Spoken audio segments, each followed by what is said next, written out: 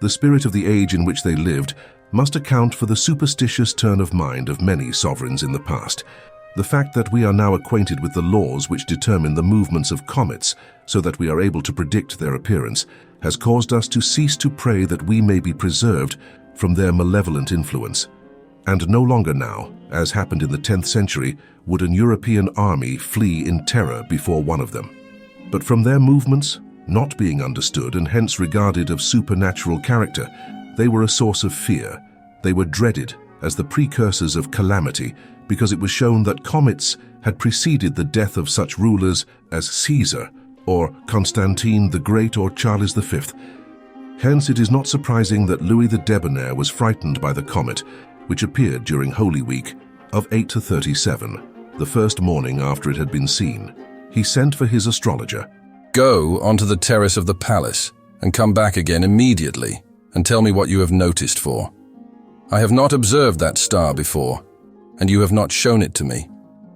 But I know that this sign is a comet.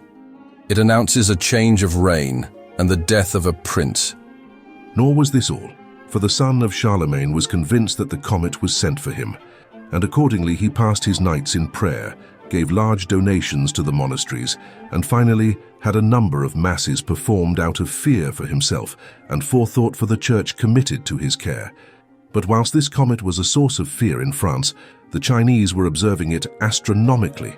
It was no other than Halley's comet, which appeared again in 1066 and was regarded as a presage of the conquest, under William of Normandy, a representation of which occurs in Matilda's Bayeux tapestry, and it has been traditionally said that one of the jewels of the British crown was taken from the tail of this comet. But if comets were a source of superstition, other phenomena of the heavens were also supposed to influence the destinies of royalty, and hence Queen Catherine de' Medici, though a woman of strong mind, was deluded with the more ignorant by the vanity of astrological judgments. The professors of the science were so much consulted in her court that the most trivial act was not done without an appeal to the stars. One of the most noted astrologers under her patronage was Nostradamus, a physician of Provence, who to medicine joined astrology, which soon augmented his income. He was summoned to Paris by Catherine in 1556, and one of his predictions, which turned out hopelessly wrong, was contained in a small book issued in the year 1572 under this title, Prognostication Touching the Marriage of the Very Honourable and Beloved Henry, by the Grace of God King of Navarre and the Very Illustrious Princess Margarita France, calculated by Master Bernard Abateau, doctor in medicine and astrologer, to the very Christian King of France.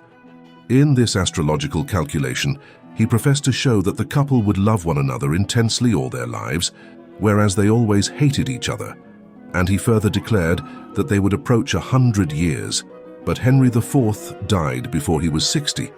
Many children were to be the outcome of the marriage, whereas there were none, for the marriage was broken off, and Henry married to Marie de' Medici. Anne of Austria, eager to satisfy herself in advance of the fate of the infant to which she was about to give birth, determined, with a superstition common to that age, to cause its horoscope to be drawn by an able astrologer at the moment it was born. Having expressed her wish to Louis XIII, he confided the care of discovering the required astrologer to Cardinal Richelieu, who, having some previous knowledge of a certain seer named Campanella, he immediately dispatched a messenger to command his presence. He was traced to the dungeons of Milan, where he was awaiting his trial as a sorcerer, having been seized by the Italian Inquisition, and whence he was allowed to obtain his release. On the birth of the Dauphin, Campanella was requested to proceed with his task without delay, and to speak the truth fearlessly. Accordingly, he announced that his combinations had informed him that the infant would be as luxurious as Henry IV and of conspicuous haughtiness, that his reign would be long and laborious, although not without a certain happiness, but that his end would be miserable and entail both religious and political confusion upon the kingdom, which proved a very fair forecast. Among the illustrious believers in astrology, who flourished in the 16th and 17th centuries, must be added the name of Albert von Wallenstein, Duke of Friedland, who was an enthusiast in the cause. Kepler was employed by him in making astrological calculations and was rewarded by his influence with the court of Vienna. which procured the settlement of a large demand.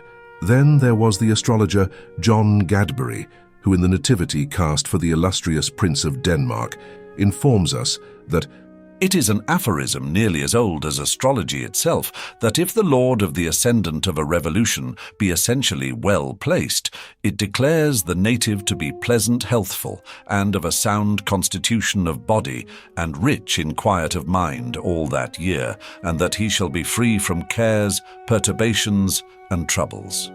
Indeed, the drawers of horoscopes in bygone years had a busy and lucrative time, and one Thurnisser, a famous astrologer who lived at the Electoral Court of Berlin, was at the same time physician, chemist, drawer of horoscopes, almanac maker, printer, and librarian.